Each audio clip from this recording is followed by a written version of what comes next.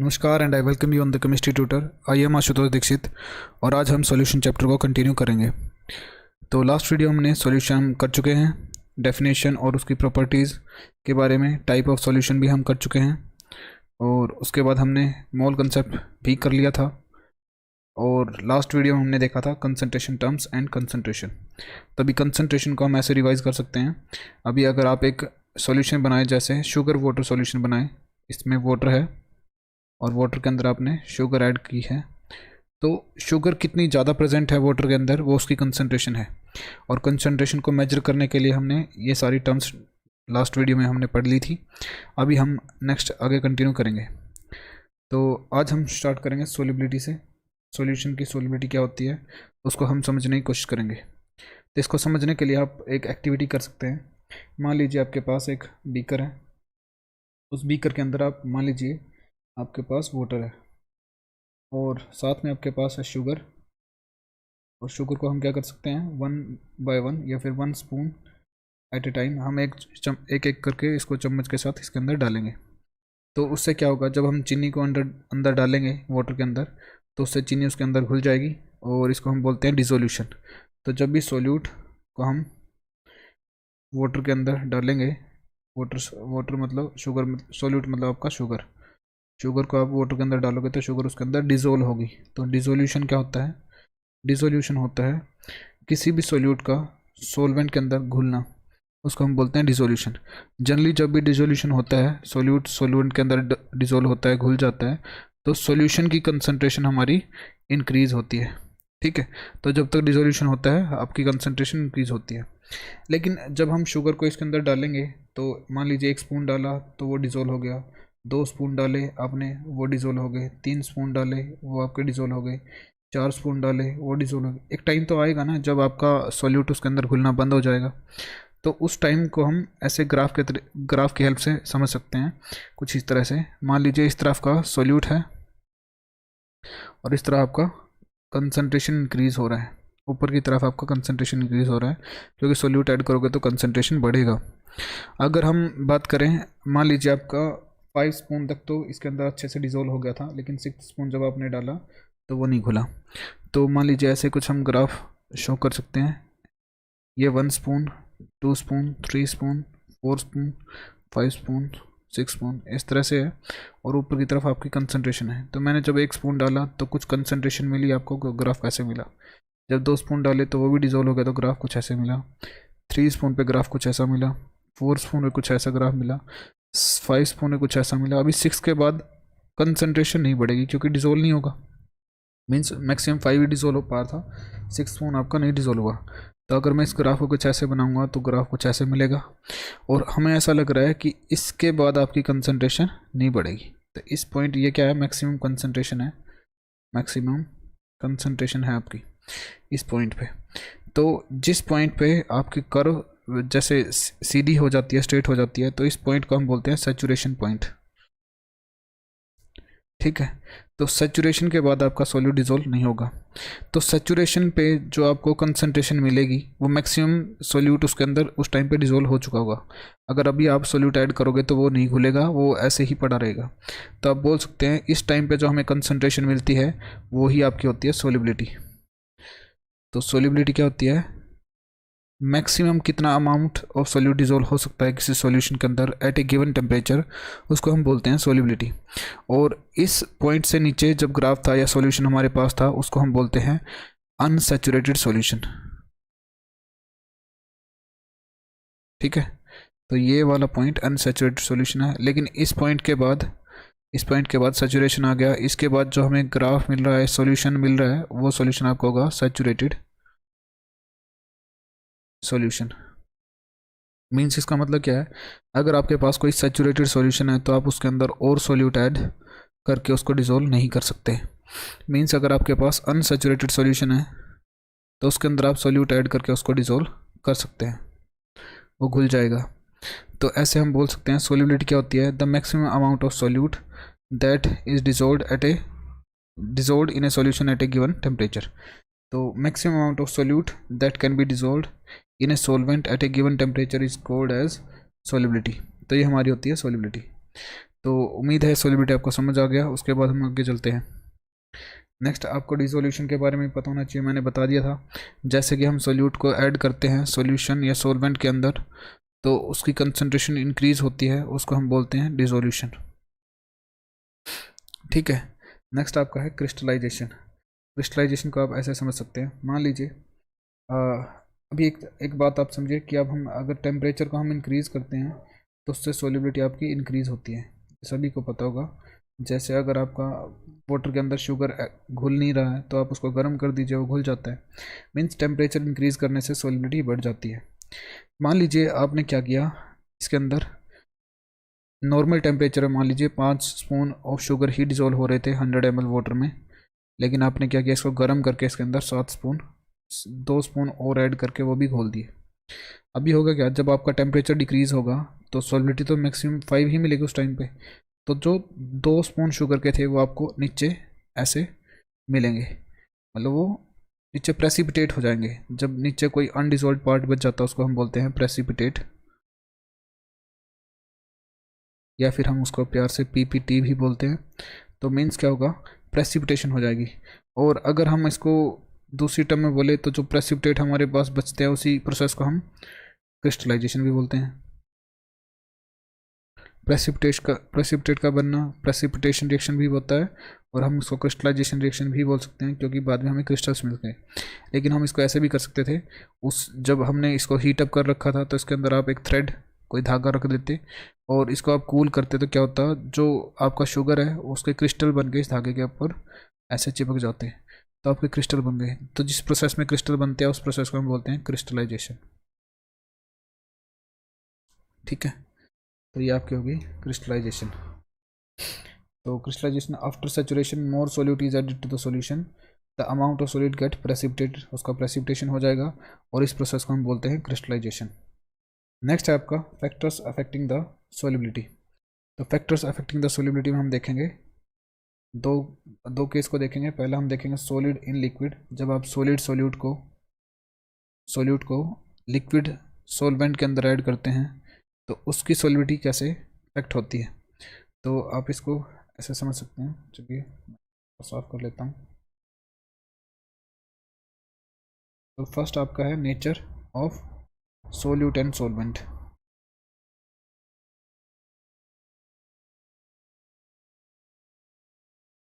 First आपका है nature of solute and solvent.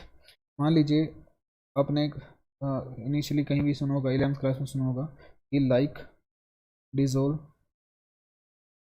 Like, इसका मीनिंग है polar solute generally polar solvent में डिजोल्व होता है, और non polar solute non polar solvent में, और ऑर्गेनिक सोल्यूट आपका डिजोल्व होता है ऑर्गेनिक सॉल्वेंट में। ठीक है, तो इस तरह से आप बोल सकते हो लाइक डिजोल्व लाइक, नेचर के ऊपर कि जो सोल्यूट या सॉल्वेंट का नेचर है उस पर डिपेंड करता है कि आपका सोल्युबिलिटी कितनी ज़्यादा आएगी। अगर लाइक सोल्यूट सॉल्वेंट लाइक हैं तो आपकी सोल्युबिलिटी अच्छी आएगी, नहीं तो आपकी सोल्युबिलिटी कम रहेगी। और इसके अंदर फर्दर हम समझ सकते हैं पोलर सोल्यूट पोलर सॉल्वेंट को कैसे डिजोल्व कर पाता है। आप इस यहाँ से समझ सकते हैं, मान लीजिए आपके पास सोडियम क्लोराइड है और उसको आपने डाल दिया वाटर के अंदर, तो वाटर के अंदर डालते ही सोडियम क्लोराइड ब्रेक हो जाएगा Na पॉजिटिव और Cl नेगेटिव में। तो जब ये इसमें ब्रेक होगा तो वाटर के अंदर जाने के बाद क्या होगा, जो वाटर के मॉलिक्यूल है, यानी कि वाटर मॉलिक्यूल कुछ ऐसे होते हैं H2O, इसमें स्लाइटली नेगेटिव वाटर के ऑक्सीजन पे होता है और इस पर होता है स्लाइटली पॉजिटिव। तो वाटर अपना पोलर मॉलिक्यूल है, तो जो वाटर है वाटर क्या करेगा, इसको सराउंड करने की कोशिश करेगा, सोडियम को भी और क्लोराइड आयन को भी। तो जब भी वाटर या फिर कोई भी सोल्यूट पार्टिकल को सराउंड करने की कोशिश करता है उस प्रोसेस को हम बोलते हैं सोल्वेशन। ठीक है, और जब भी सोल्वेशन होती है पार्टिकल नज़दीक आते हैं तो एक एनर्जी रिलीज होती है, उस एनर्जी का नाम है सोल्वेशन एनर्जी। ठीक है, और आप अगर सोलवेंट आपका वाटर है तो उस केस में सोल्वेशन को ही हम बोलते हैं हाइड्रेशन, और जो एनर्जी रिलीज होती है उसको बोलते हैं हम हाइड्रेशन एनर्जी।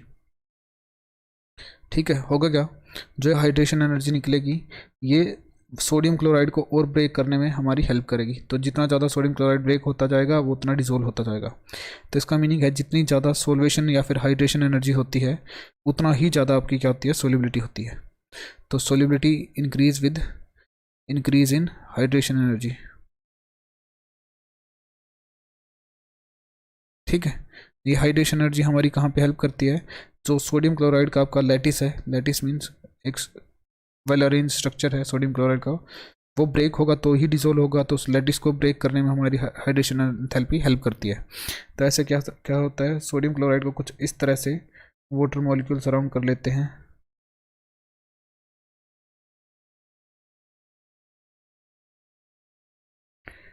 कुछ इस तरह से वाटर मॉलिक्यूल इसको सराउंड कर लेते हैं। तो इससे एक अमाउंट ऑफ एनर्जी रिलीज होता है जिसको हम बोलते हैं hydration enthalpy. Similarly water molecule यहाँ भी क्लोरीन को ऐसे सराउंड करेंगे।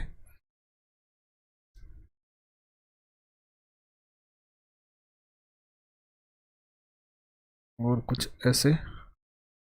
ठीक है, तो इस तरह से आपके सोल्वेशन होती है। तो आपको याद क्या रखना है, जितनी ज़्यादा लैटिस एंथैल्पी होगी किसी भी क्रिस्टल की, लैटिस एंथैल्पी मीन्स वो किसी लैटिस को बनने में जितनी एनर्जी यूज़ हुई है, जितनी ज़्यादा लैटिस एंथैल्पी होगी उतनी ही सोलिबिलिटी कम होगी। तो higher is the lattice enthalpy या फिर energy, lower will be the solubility. लेकिन आप बोल सकते हो greater is the hydration enthalpy, hydration energy, enthalpy और एनर्जी सेम होता है। ठीक है, hydration energy higher will be the solubility. ठीक है, तो नेचर में आप ऐसे समझ सकते हैं हाइड्रेशन एंथैल्पी पे डिपेंड करता है कि सोलिबिलिटी कितनी ज़्यादा आएगी। लेकिन आपको ये बात हमेशा याद रखनी है कि लाइक डिसोल्व लाइक। ठीक है, तो चलिए नेक्स्ट हमारा है, हमने नेचर को और ख़त्म कर दिया है। नेक्स्ट आपका है इसके अंदर टेम्परेचर।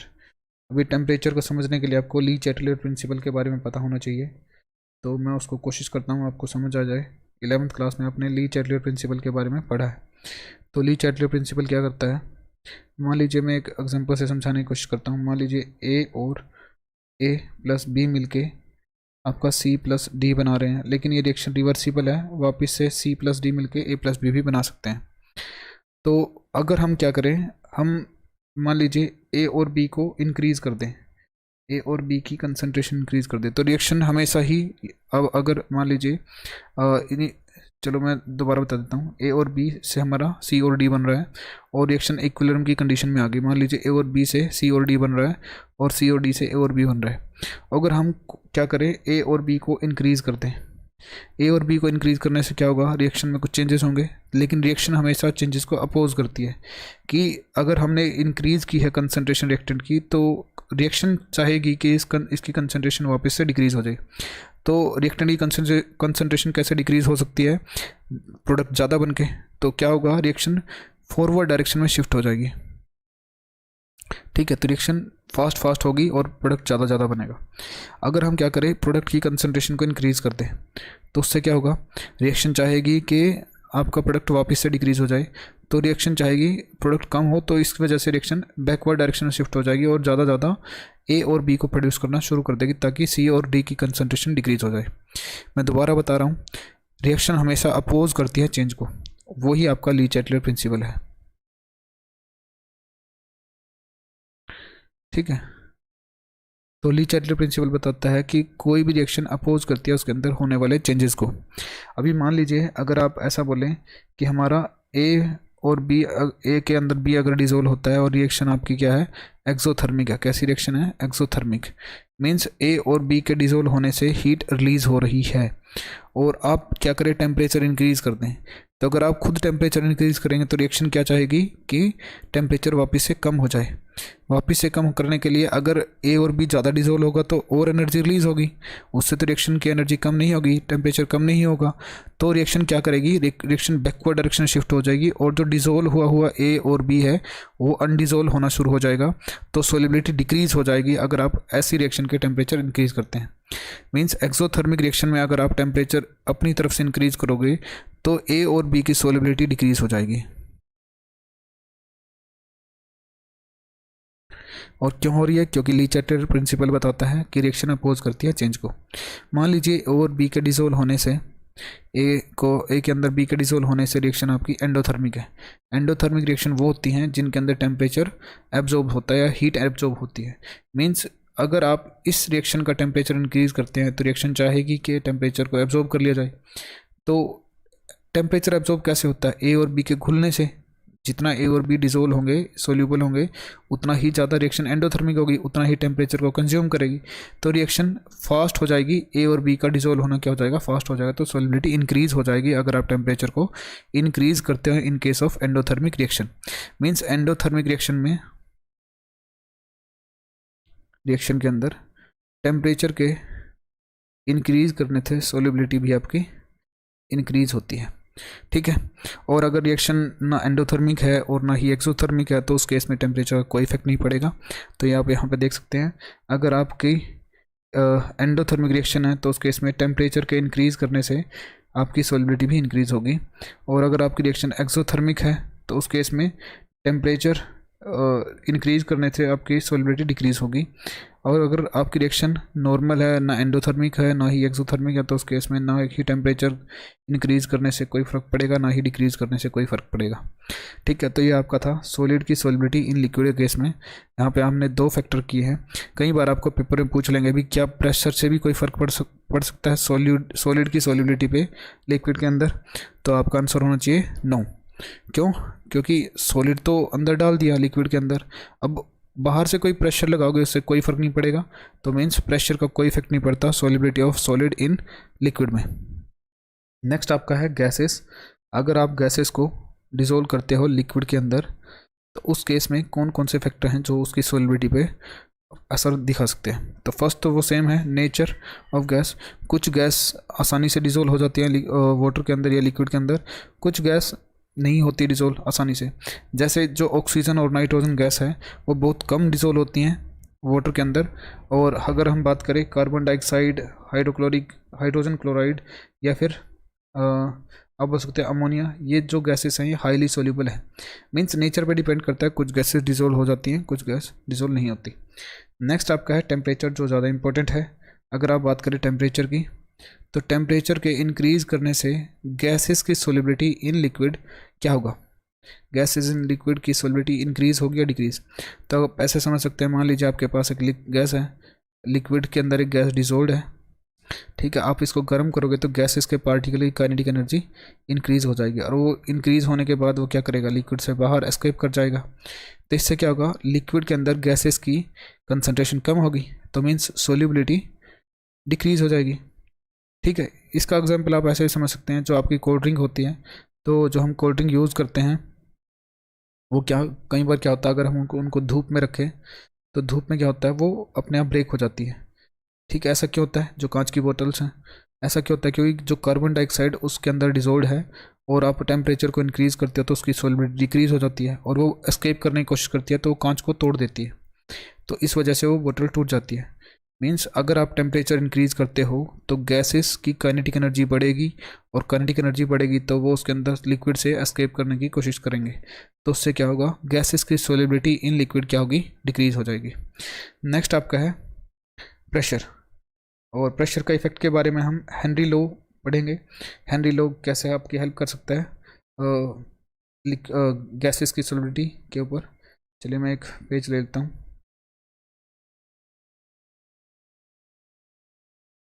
ठीक है। मान लीजिए आपके पास एक बीकर है, उसके अंदर आपके पास एक लिक्विड है। ठीक है। चलो इसके अंदर आपका एक लिक्विड है। चलो ये आपका हो गया लिक्विड इसके अंदर। ठीक है। इसके आप ऊपर आपने एक पिस्टन लगा के रखा है। ठीक है। और इस पिस्टन के ऊपर आप एक्सटर्नल प्रेशर अप्लाई कर सकते हैं, पी एक्सटर्नल, ऐसे मान लीजिए। और इसके अंदर क्या है? गैसेस के पार्टिकल हैं बीच के अंदर। ठीक है। अगर मैं एक्सटर्नल प्रेशर को इंक्रीज़ करूँगा तो उससे क्या होगा? गैसेस के ऊपर प्रेशर लगेगा और गैसेस के ऊपर प्रेशर लगेगा तो गैसेस सरफेस के ऊपर प्रेशर लगाएंगे, किसकी? लिक्विड की सरफेस के ऊपर। मीन्स जिसको हम बोल सकते हैं पार्शियल प्रेशर। तो पार्शियल प्रेशर कैसे बढ़ता है, जैसे ही हम एक्सटर्नल प्रेशर बढ़ाते हैं तो आप बोल सकते हो एक्सटर्नल प्रेशर बढ़ेगा, पार्शियल प्रेशर बढ़ेगा, उससे क्या होगा, लिक्विड के ऊपर फोर्स लगेगी कि वो क्या करे, अंदर चला जाए, गैसेस के पार्टिकल के ऊपर फोर्स लगेगी कि वो अंदर चला जाए। तो इससे होगा क्या, अगर आप प्रेशर इंक्रीज करोगे तो लिक्विड के अंदर गैसेस के पार्टिकल ज़्यादा डिसोल्व होंगे, तो प्रेशर इंक्रीज करने से solubility of gases in liquid क्या हो जाती है, इंक्रीज हो जाती है। तो इसी के बारे में हेनरी ने हमें बताया कि जो मास ऑफ गैस डिसोल्व होगा वो किसके प्रोपोर्शनल होगा, वो प्रेशर के प्रोपोर्शनल होगा। तो जितना ज़्यादा आप प्रेशर अप्लाई करोगे उतना ही ज़्यादा मास ऑफ गैस डिसोल्व होगा किसी भी लिक्विड के अंदर। तो आप इसको लिख सकते हैं, mass of gas dissolve is proportional to the pressure. तो यहाँ पे आप इसको देख सकते हैं, किसी भी गैस का मास डिसोल्व ठीक है एट ए कांस्टेंट टेम्परेचर किसके प्रोपोर्शन होता है, उसके प्रेशर के। तो मास गैस डिसोल्व क्या होगा, प्रोपोर्शन होगा पी के। अभी मास प्रोपोर्शनल है पी के, लेकिन मैं क्या कर सकता हूँ, इसको इक्वल करना चाहूँगा तो इक्वल करने के लिए हम यूज़ करते हैं कांस्टेंट, जिसको हम बोलते हैं के। और ये के यहाँ पे क्या किस चीज़ का काम कर रहा है, कांस्टेंट ऑफ प्रोपोर्शनैलिटी। ठीक है, तो ऐसे आप बोल सकते हैं mass is directly proportional to pressure. लेकिन आप हेनरी लॉ को कैलकुलेट कर सकते हैं in terms of partial pressure और मोल फ्रैक्शन।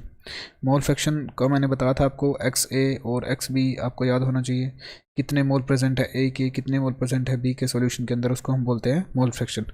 तो इसको हम ऐसे समझ सकते हैं मोल फ्रैक्शन की टर्म्स में। एक मिनट में स्क्रीन ले लेता हूँ। चलिए, तो आपने देखा कि पार्शियल प्रेशर के ऊपर प्रोपोर्शनल है, तो आप बोल सकते हैं ऐसे, जो मोल जो प्रेशर होगा किसी भी गैस का और किसी भी लिक्विड की सरफेस पे, वो किस पे डिपेंड करेगा।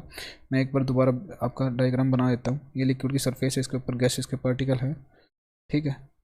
तो हमें पता है कि जितने ज़्यादा गैसेस के पार्टिकल होंगे उतना ही ज़्यादा प्रेशर अप्लाई करेंगे लिक्विड की सरफेस के ऊपर, ठीक है, और उतना ज़्यादा ये डिजोल्व होंगे। तो आप ऐसे ही बोल सकते हैं कि जो मोल फ्रैक्शन किसी भी गैस की डिजोल्व होगी किसी लिक्विड के अंदर, वो किसके प्रोपोर्शनल होगी, उसके प्रेशर के। जितना ज़्यादा वो प्रेशर अप्लाई करेगी गैस, उतना ज़्यादा उसके मोल फ्रैक्शन डिजोल्व होगी किसी लिक्विड के अंदर। आप इसको ऐसा ही बोल सकते हैं कि जितनी ज़्यादा गैस की मोल फ्रैक्शन बाहर होगी उतना ही ज़्यादा उसका पार्शियल प्रेशर होगा। तो आप बोल सकते हैं पी ए प्रोपोर्शन होता है एक्स ए के। तो आप ऐसे भी बोल सकते हैं। लेकिन अगर मैं पी ए को एक इक्वल टू करना चाहूँ तो मैं कांस्टेंट यूज़ करता हूँ के एच, और इनटू में हो जाता है एक्स ए। तो आप ऐसे बोल सकते हैं, इस के एच को हम बोलते हैं हेनरीज कांस्टेंट, और ये डिपेंड करता है नेचर ऑफ गैस पे। यानी कि गैस का नेचर जैसा होगा उस तरह से के एच की वैल्यू चेंज होगी। है कांस्टेंट है, लेकिन एक पर्टिकुलर गैस के लिए कांस्टेंट है, डिफरेंट गैसेस के लिए के एच की वैल्यू डिफरेंट आएगी। तो इसका मतलब ये हुआ कि एच नेचर ऑफ गैस पे डिपेंड करता है। तो जैसे जैसे के एच की वैल्यू बढ़ेगी वैसे वैसे प्रेशर उसका इंक्रीज होगा।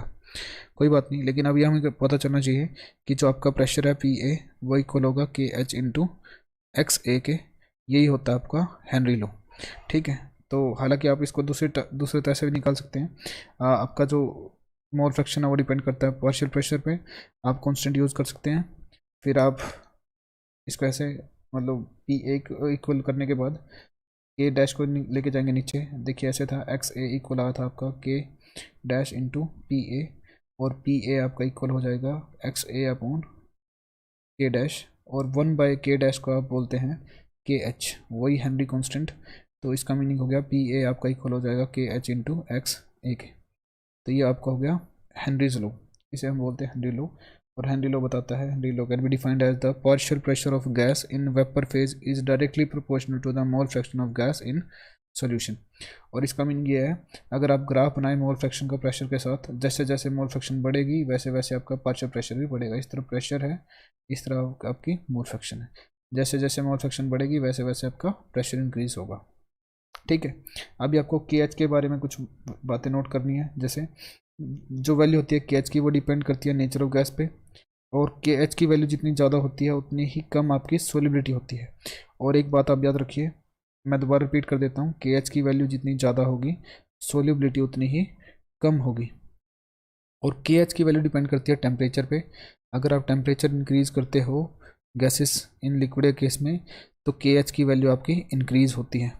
और के एच की वैल्यू अगर इंक्रीज़ होगी तो सोलिबिलिटी क्या होगी आपकी, डिक्रीज़ होगी, ठीक है। तो ये था आपका हेनरी लॉ। नेक्स्ट आपका है limitations of Henry law.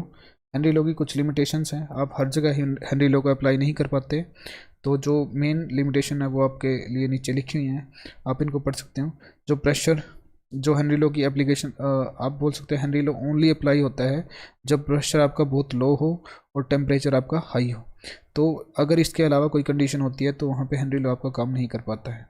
Next है gas not undergo compound formation, meaning जो आपने बी गैस डिसोल्व करी है ए के अंदर, बी के कंडीशन ये है कि बी ए के साथ कोई भी कंपाउंड ना बनाए, मतलब मिक्सचर बने कंपाउंड ना बने, तो उस केस में आपका हेनरी लॉ अप्लाई होता है।